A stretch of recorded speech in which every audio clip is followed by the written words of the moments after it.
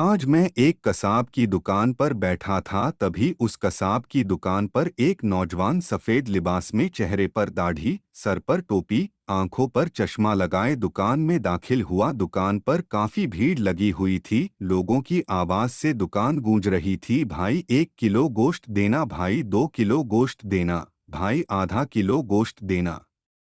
ऐसी आवाजें शोर पैदा कर रही थी।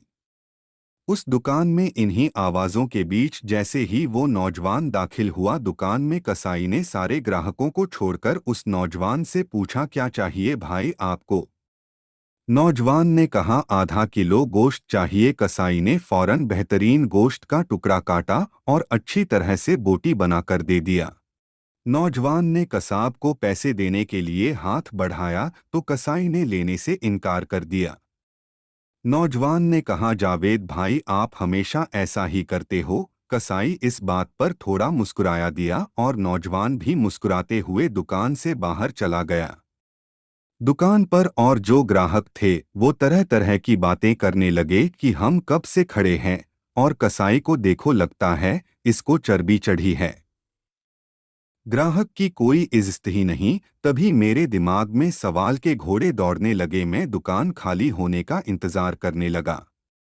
सारे ग्राहकों को निपटाकर जैसे ही कसाई खाली हुआ, मैंने कहा, 1 किलो गोश्त मेरे लिए बनाना। फिर मैंने कहा, अभी जो नौजवान आपकी दुकान से गोश्त लेकर गया है, क्या वह आपका कोई करीबी रिश्तेदार है या दोस्त है? सारे ग्राहक छोड़कर आपने सबसे पहले उसको गोश्त दिया।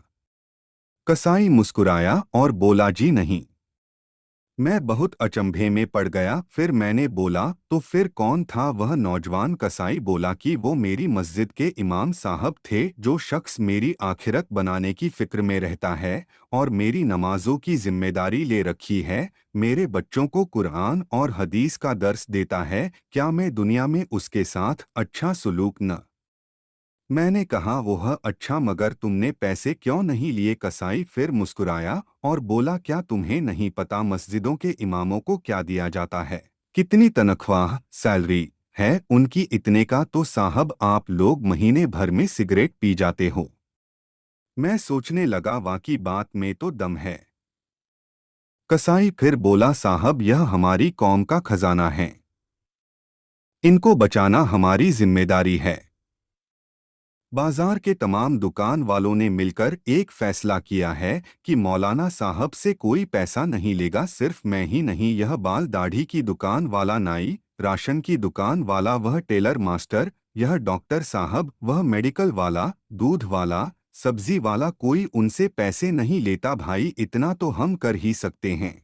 और फिर मुस्कुराकर कहने लगा, साहब आधा किलो गोश्त के बदले जन्नत मुनाफे का सौदा है।